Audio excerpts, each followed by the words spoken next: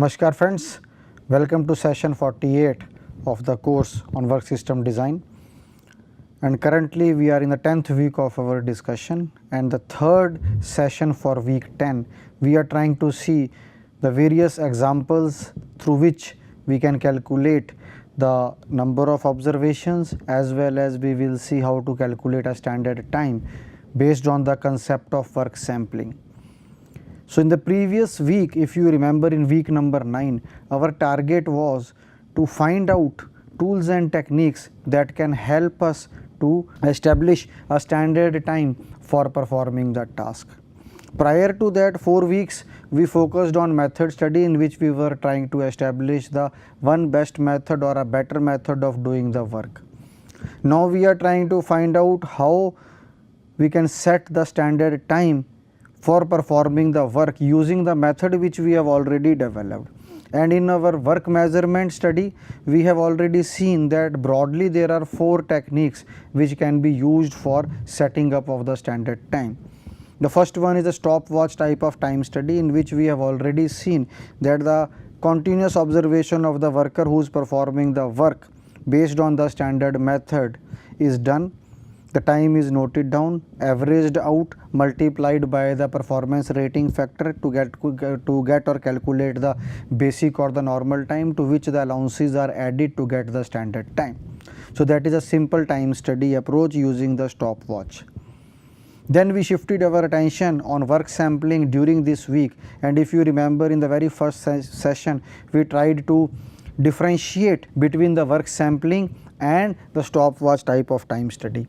And there were number of differences which were laid out, and we were able to understand that how work sampling is different from stopwatch type of time study.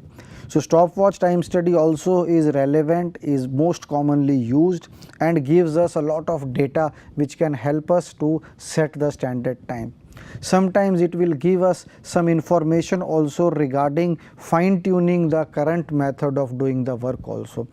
We may identify some of the work elements which are taking excessively long time, and we may try to work on them, we may try to eliminate them, we may try to modify them, so that our overall working procedure is also improved. So stopwatch time study has got its own merits as well as advantages, but the work sampling has got its own merits and advantages. And in the previous 2 sessions we have seen, in the very first session, that is session number 46, we tried to understand the basic concept of work sampling, why we need to do work sampling, how it is different from stopwatch type of time study. Then we shifted our attention towards the procedure. Once we know that yes, this approach exists, it can help us to establish the standard time for performing the task, then we switched our attention to the procedure, the process that has to be followed in work sampling. And there we have seen that first we have to set up the work sampling procedure, we need to do some groundwork, then we have to actually perform the work sampling plan, where a time study analyst will actually go physically to the shop floor and try to see whether the worker is working or he or she is idle. And then finally, whatever data is produced as an outcome of the work sampling is analyzed, it is statistically put into equations, and we are able to find out maybe the number of observations required to perform the work sampling, or to find out the standard time required for performing the task. So that we have already seen, few equations we have seen in the previous slide. I can understand that sometimes looking at the equations it becomes difficult to understand that how the actual calculations are done. So once we look at the actual data, the actual problem, that this is a problem on the shop floor, and then we try to use this data, put this data into the standard formula and try to calculate something, the things becomes more and more clear. So today we will try to see certain examples which will help us to make our understanding even more clear. So let us see one by one. So before going to the examples, let us just revise what we have already covered. So we can just refer back to this equation, which is going to give us the number of observations. So this is sigma p, already we have seen, this is the representation of sigma p, which we have already seen in the previous session. P is already known to you, that it is a fraction of working or non-working activity. N is the number of observations, which is already known to all of you, number of observations already known. So this we have to, sometimes we have to calculate. Then K is a parameter which depends on the level of confidence, which we have already written here. So we can have 99.99% or 95%, that we have to decide based on the level of confidence. We will choose the factor K. We have seen it can take a value of 1.96 in some cases. Then N is the number of observations required for the desired confidence level, and S is the error accuracy of the activity. So it can be plus minus 5% or plus minus 10% that we desire, error accuracy of the error or accuracy of the activity. So this is the basic background. This equation will help us to calculate the number of observations required to achieve for the desired confidence level. Now once we know the number of observations, our main target is the standard time calculation per piece, which we have to calculate with the allowances and the normal time. So these two terms is already known to you. We have already calculated the standard time from the normal time into 1 plus allowances. So already we have number of maybe 2 or 3 equations which help us to calculate the standard time from the normal time. But how to get the normal time? So we have seen in the previous class performance standards, we have seen some terms. If we revise what we have covered, we have seen the overall time, we have seen the effective time, we have seen the effective time for machine elements, effective time for manual elements. So this all we have seen in the previous session. So here again we can see once we are able to calculate the normal time, this is calculated in the previous case based on the observed time and when it is multiplied by the rating factor. So here also we will see how the observed time change in case of work sampling. Rating factor remains same. So let R be the performance rating index. So this R will be known to us in the problem statement only. TH is the hand controlled portion of effective time. Tm is the machine controlled effective time, which we have seen in the previous class. So the normal time is the hand controlled effective time, that is TH, hand controlled effective time multiplied by the rating factor plus Tm. This may be very important. You may remember that for machine controlled effective time we do not multiply it with the rating factor. So Tm is not multiplied by the rating factor. Why? Because in machine controlled the work is done by a machine, so we don't have any rating that whether it is slow or fast. Whatever is the capacity, whatever is the speed of the machine, it will perform the task as per that only. So the rating factor is being multiplied with the hand controlled effective time and the machine controlled effective time is added. So this is a normal time, and as per our standard practice we will add the allowances as equation I have already written to this normal time to calculate the standard time. So the only difference that is coming is allowances are accounted for as we account for in our previous calculations, as we have seen when we do a stopwatch type of time study. We have the observed time, we multiply it with the rating factor. So we get the basic or the normal time, and then we try to incorporate the allowances and get the standard time. So the allowances remain same, the rating factor remains same. Only thing is how to get the observed time in this case. In this case we are calling it as the hand controlled portion of the effective time.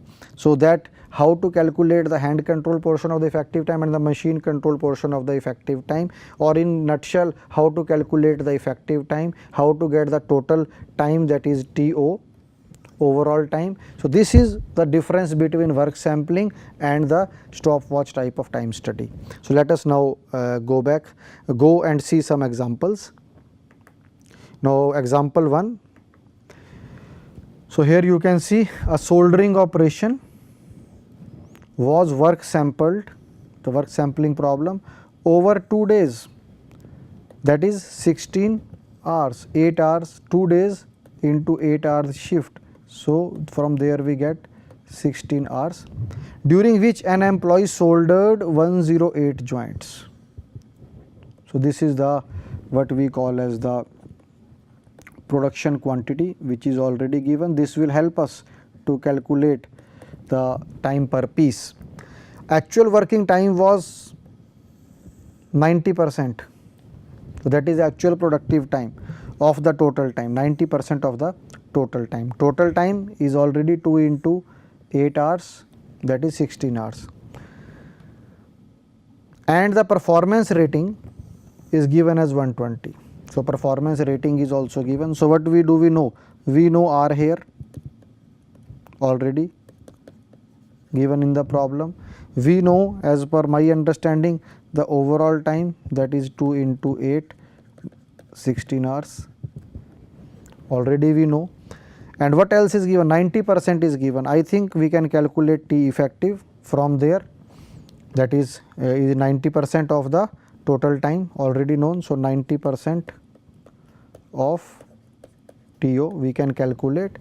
Now, in the contract if the contract provides allowance of 20%, so the allowance is also known to us, it is 20%. So, once we get the normal time, we already know the allowances, we can calculate the standard time easily.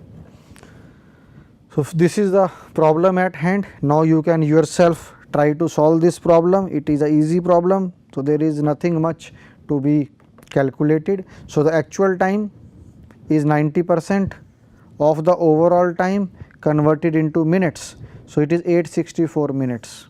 This is the actual time. So, the normal time is now the actual time multiplied by the rating. This is the rating given, this is the standard rating. So, this is 864 multiplied by 1036.8, the unit here are minutes.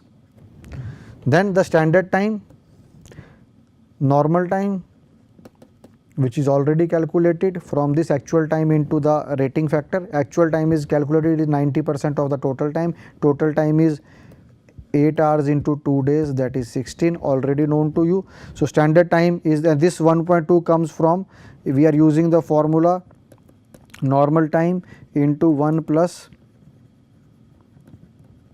allowances. So, 1 plus allowances is 1 plus allowances 20%, 2 into the normal time. So, normal time already calculated, 1036.8 multiplied by 1.2 is equal to 1244.6 minutes. Now, the standard time per joint, how many joints are made, production quantity that I have already told is 108, it is already given in the problem, we can refer back to the problem, during which an employee soldered 108 joints. So, the production quantity is already known to us. So, the total standard time calculated after using the normal time plus allowances, we have already calculated, and when we divide it by the production quantity,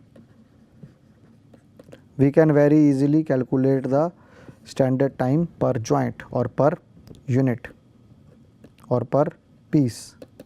So, this way I think the work sampling approach can help us to find out the standard time. So, where the difference is coming? The difference is coming here, where we are saying the actual time is 90% of the total time.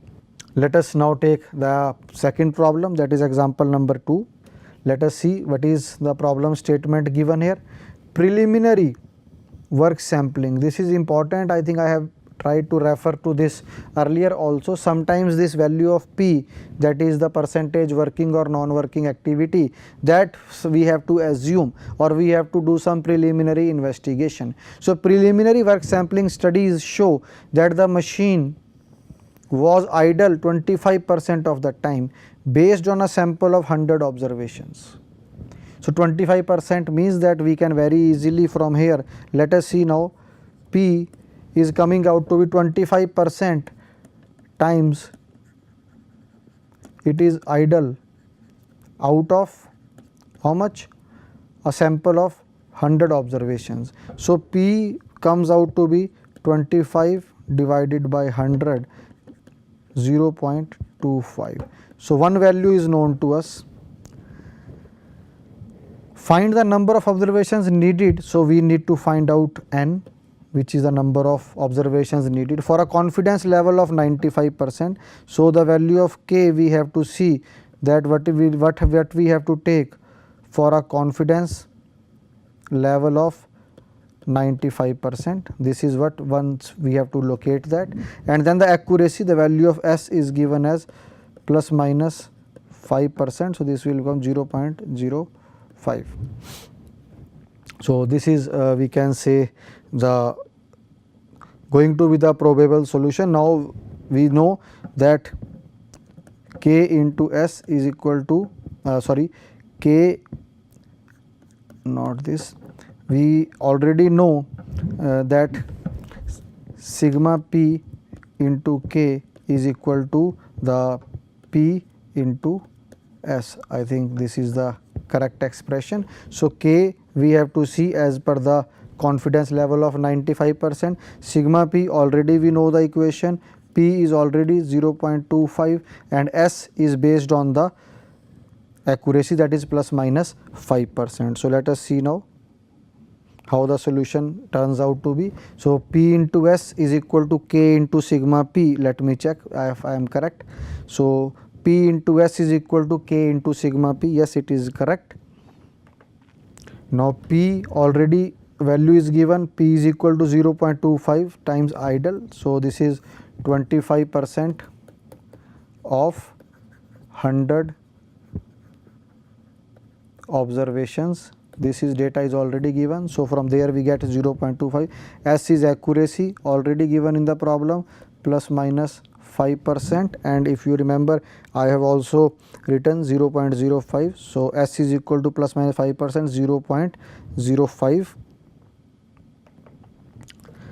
K is 1.96 for 95% confidence level. 95% confidence level was given in the problem statement, and according to that k is 1.96.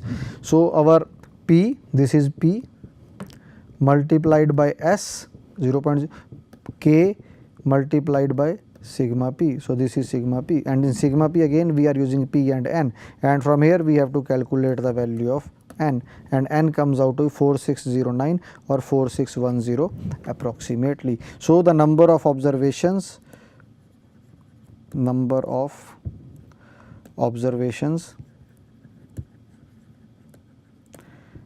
comes out to be 4610 for achieving or for a desired confidence level of 95%, for achieving an accuracy of plus minus 5%.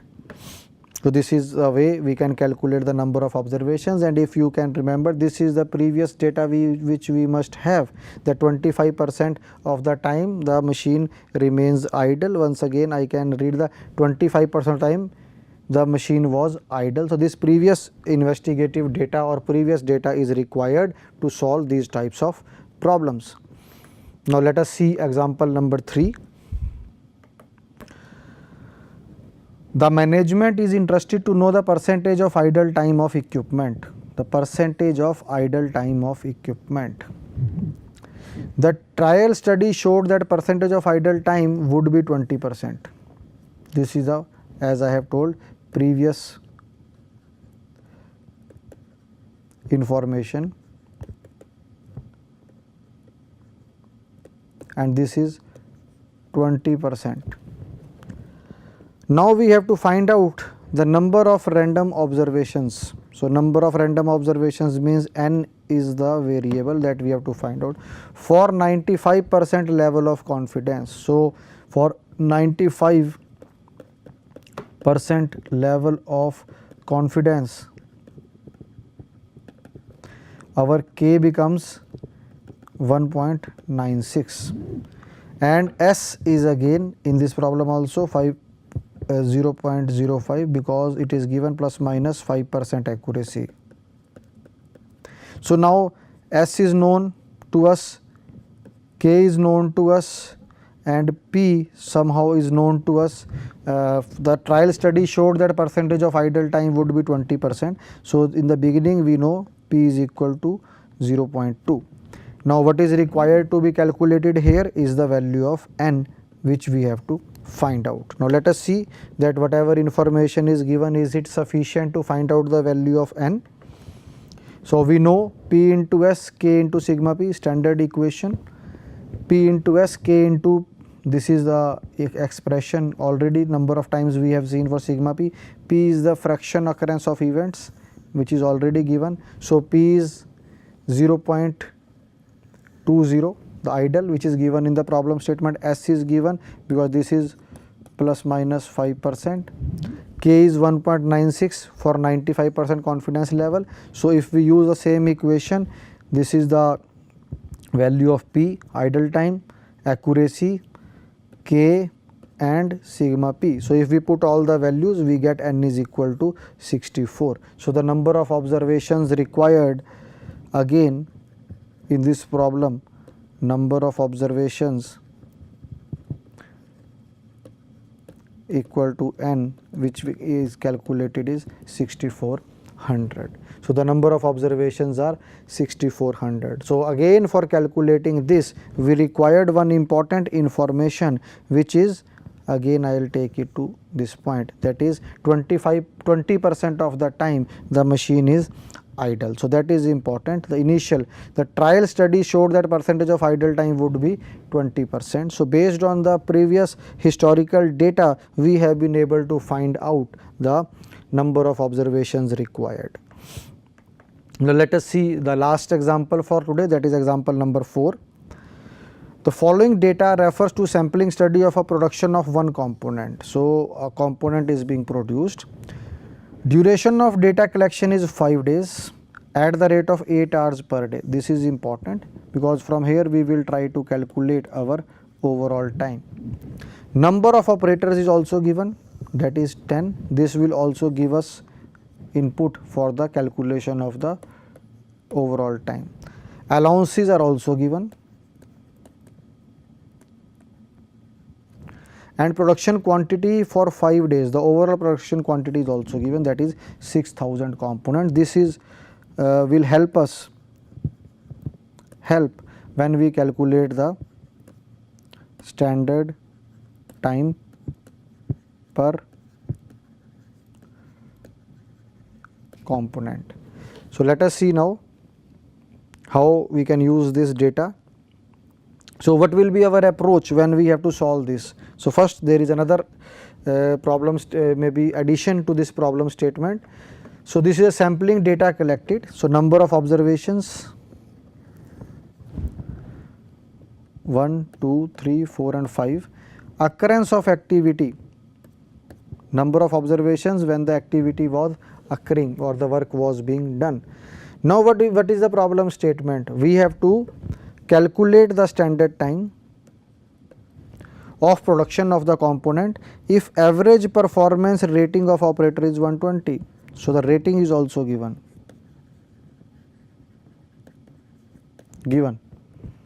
as 120 already, and the entire operation is manual.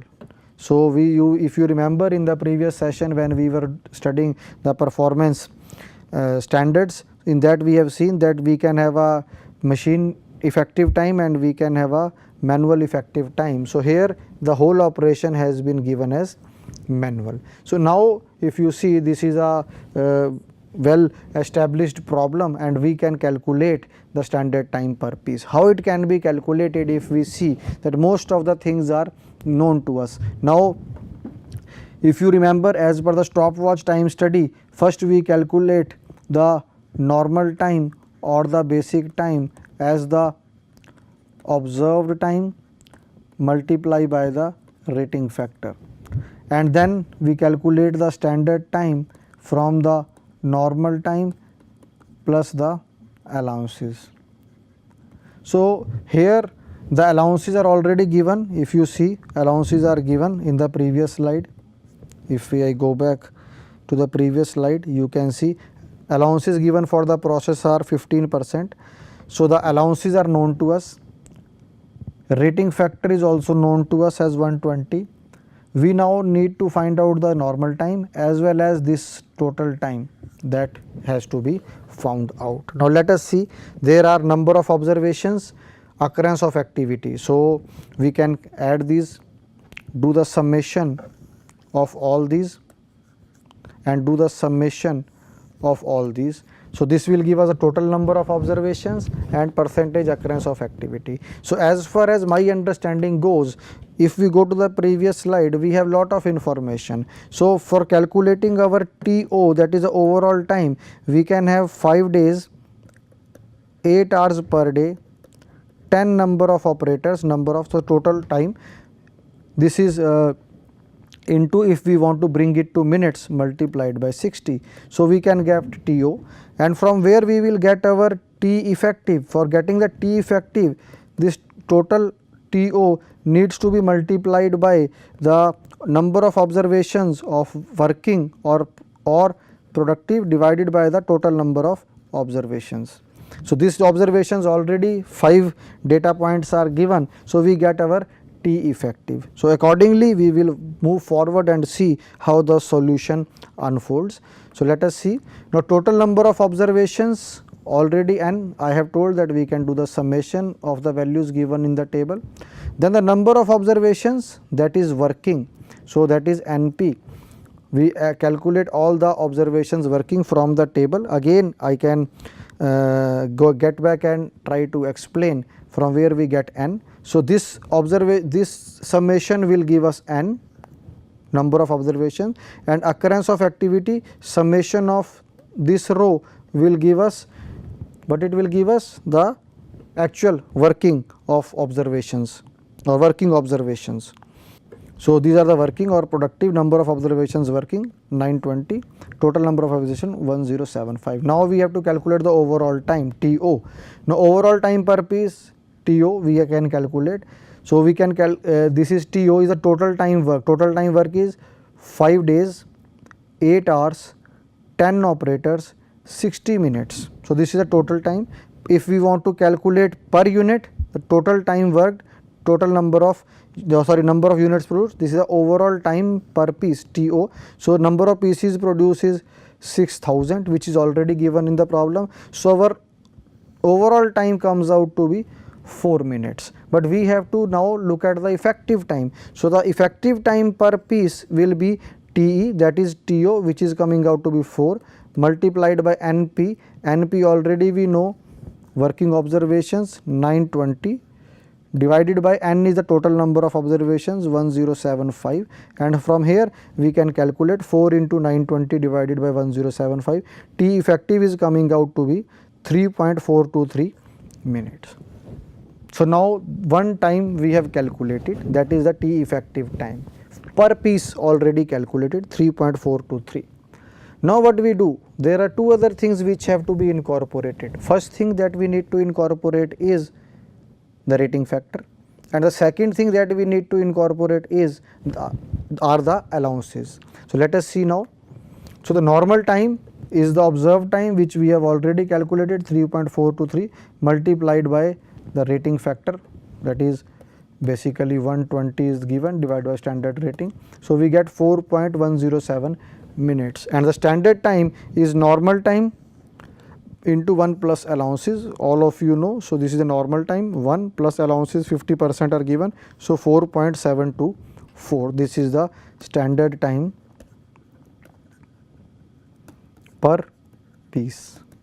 So this way we can calculate the standard time based on the number of observations taken by the time study analyst, who goes to the shop floor at random intervals of time and records that whether the worker is working or he is idle. So this is another approach for finding out the standard time using the concept of statistics. So with this we close the today's session.